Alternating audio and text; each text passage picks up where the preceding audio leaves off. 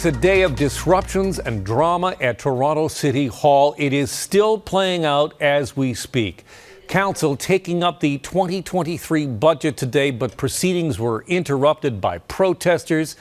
All of this playing out for the backdrop of the question of what will John Tory do? He said he will resign. Will he? When will he? Matthew Bingley is live at City Hall. And Matt, this continues to go on tonight. Yeah, Alan, it's not uncommon to see budget meetings take on a very prickly tone. This one, however, was tumultuous and at times bizarre. And that was before we even got into the substance of the budget itself. Facing a crisis of leadership, Toronto's mayor forged on with his budget. So are you considering your decision to resign? Just going to give up the budget, get that done. Okay, we have accommodated you with a seat and you're still refusing and you continue to disrupt council. So I'm going to have to ask you to leave. But disruption In the circumstances. After disruption prevented any progress as protesters decried spending increases to the police and not enough, they say, on social services. Because they're going to pass this travesty of a budget. We just are left to let them know how much opposition there is for it and also who that opposition is coming from. After the meeting was closed off to the public, City helping to encourage donations across this. an embattled mayor continued to face outbursts at every attempt to speak. And just as the budget process was finally getting underway, another protest broke up the meeting until the afternoon. Don't touch me. Councillor Brad Bradford, an ally of the mayor, who's also being considered as a potential successor. It's a little hot. I think we can all acknowledge it's a little hot. Says the halting nature of the meeting isn't helpful. Start, stops. People want us to get on with city business, get this budget passed, protect those frontline services, build the housing, keep our communities safe. That's what this document and this process is all about. Bradford isn't alone in his hopes the mayor will rescind his resignation. The mayor should take a leave of absence and for a couple months spend some time with his family and then come back with a clear head and make a decision. It will be a disaster if he resigns. Tory's staunchest rival on council concedes the decision to stay or go is up to Tory alone. The mayor will have to decide legally. The mayor will have to decide what he is going to do, and Torontonians are going to have to decide whether or not they support him on that. My job and the majority of my colleagues' job is to show up today and make sure that we get a good budget passed.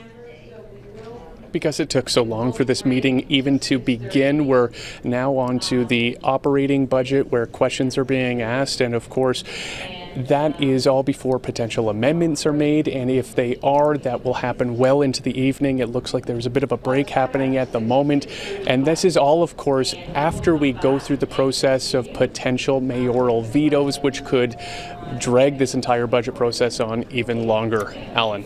Still so many unresolved questions here. Thanks, Matt. Now, that new strong mayor law, as it applies to the budget process, could help us give us some insight into when Tory might actually step down, because under the rules, it could be almost a month, though it likely will play out faster. Today was set as a special council meeting to consider the document. Amendments can be proposed. If those amendments pass, Tory has 10 days to veto changes. He could do that sooner. If there's a veto by the mayor, council then has 15 days to override it, but that period could also be shortened either by the mayor or by councillors. And a reminder, for the mayor's veto to be overturned, it needs the support of 2/3 of council members. Now, politicians of all stripes continue to weigh in on whether or not Tory should follow through with his plans to resign. Brittany Rosen following that part of the story for us. Britt. Should he stay or should he go? That is the ultimate question, Alan. And as you mentioned, politicians from all levels of government aren't hesitating to weigh in. From Doug Ford to Chrystia Freeland, it seems like everyone is tossing their opinion in the hat on whether Tory should reconsider resigning. But Chrystia Freeland is clarifying some of her comments on the matter tonight. And let me just be very clear. That story is entirely untrue. It is entirely inaccurate. Canada's And I am Deputy Prime glad to Minister have the speaking in chance her own words to on speak for Parliament Hill myself. today, saying a report published by City News Tuesday urging the mayor to reverse his resignation plans was false. Mayor Tory admitted to making a serious mistake and to a serious error in judgment. He took responsibility for that mistake. He apologized for that mistake. And he took responsibility by resigning. That was the right thing to do, and that was the necessary thing to do. Given the circumstances, that's the appropriate thing to do. And at this point, I expect him to carry through on what he announced. While Freeland and Baker say the mayor should follow through following his bombshell announcement about his affair with a 31-year-old who used to be a member of his staff, others in the country's highest political chamber hold a different view. It's a very personal decision by John. I have a lot of respect for John. I saw him at the funeral yesterday. And I said, whatever you decide, I support. The Premier says it's not time for change and that the city needs strong leadership. It's not time to change. Everything's going tickety-boo in Toronto, working well with the federal and provincial government. And what happens in their private life is strictly up to the mayor and their family. While it's unclear what decision the mayor will ultimately make, there's been a lot of talk about who could end up competing for the job. Are you considering at all a run for the mayor of Toronto? Oh, that's a new one. Oh my goodness, really? No comments on that.